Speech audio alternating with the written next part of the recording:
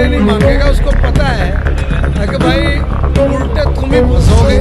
जैसे जैसे विधानसभा चुनाव नजदीक आ रहे हैं वैसे वैसे सत्ता पक्ष और विपक्ष दोनों में आरोप प्रत्यारोप का दौर जारी है।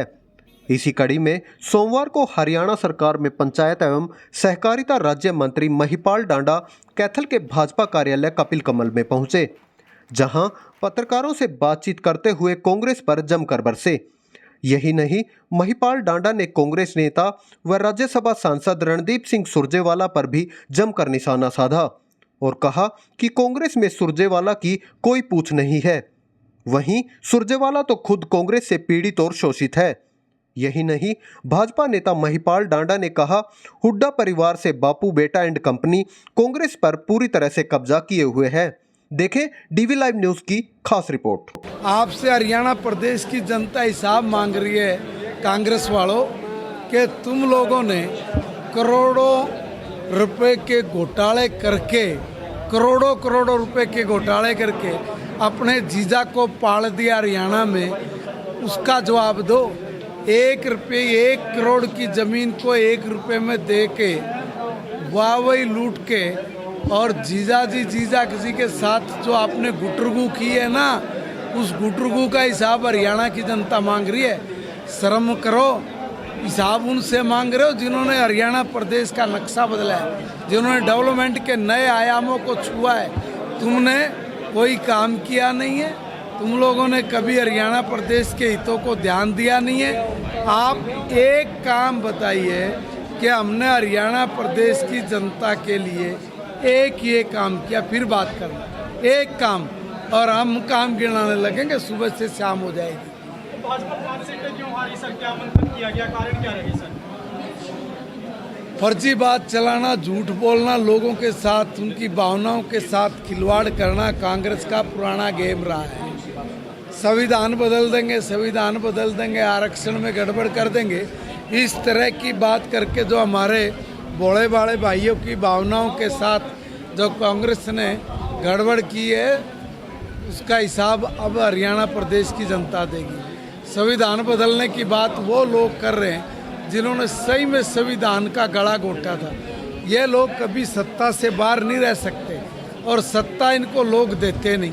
तो जब ये सत्ता से बाहर जाने का डर होता है तो ये किसी भी हद तक कुछ भी कर देते हैं, जैसे इनकी दादी ने किया।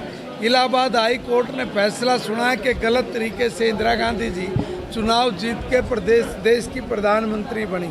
इन्होंने संविधान के अनुरूप काम करना चाहिए था, संविधान को फांसी पर लटका दिया, उसको एक डब्बे में बंद करके एक साइड में घेर के, और सारे देश में इमरजेंसी लगा के सबको बंदी बना लिया, कैदी बना लिया। एक भी नेता छोड़ा नहीं, एक अखबार वाला छोड़ा नहीं, सबको पकड़ के अंदर जेल में डूस दिया।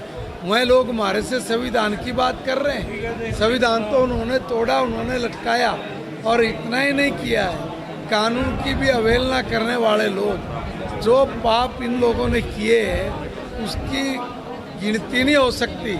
मैं पूछना चाहता हूं, कांग्रेस के लोगों ने कितना बड़ा झूठ बोला कि ये लोग आरक्षण में गड़बड़ करेंगे, खुद आरक्षण में गड़बड़ कर दी।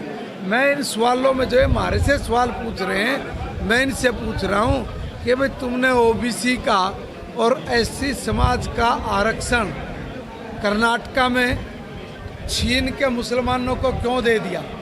क्यों नहीं आपने भोले भाले दलित भाइयों का मजाक उड़ाया? क्यों बीसी समाज को आपने गाली दी? बीसी समाज को गाली देना क्योंकि बीसी का प्रधानमंत्री बन गया मोदी जी। बीसी समाज इसलिए खुश है कि उनका अपना, उनके समाज से गरीब घर का बच्चा प्रधानमंत्री बन गया। ये सहन नहीं कर पा रहे हैं, इसलिए बीसी को गाली दे रहे, एससी का उल्लू बना रहे हैं, और उल्लू बना के ने कहा संविधान बदल देंगे और ये आरक्षण के लिए छेड़खानी करेंगे।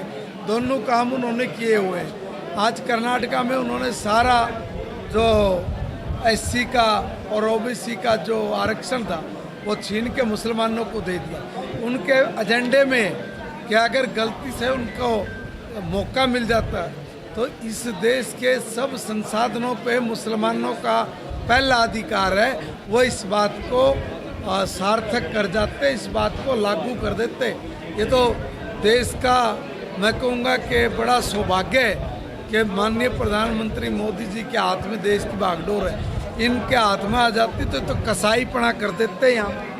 बाकियों ने तो हिसाब मांग लिया, सुरजेवाला हिसाब नहीं मांग रहे, कहते क्या कारण मांगते हैं? सुरजेवाला हिसाब इसलिए नहीं मांगेगा, उसको पता है कि भाई उल्टे तुम ही फंसोगे, क्योंकि इनने कुछ करा दे रहा। मैं वही तो कह रहा हूँ ना भाई, अगर किसी ने कुछ करा हो तो वो तुलना करे कि भाई देखो हमारी जब गवर्नमेंट थी हमने ये काम किया था और हम लोग पीछे रह गए।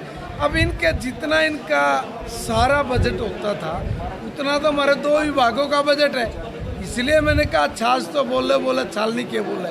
और वो इसलिए नहीं बोलेंगे क्योंकि इनको कोई सूंघता ही नहीं था कांग्रेस की सरकार में, सुरजेवाला जी को कोई पूछता ही नहीं था।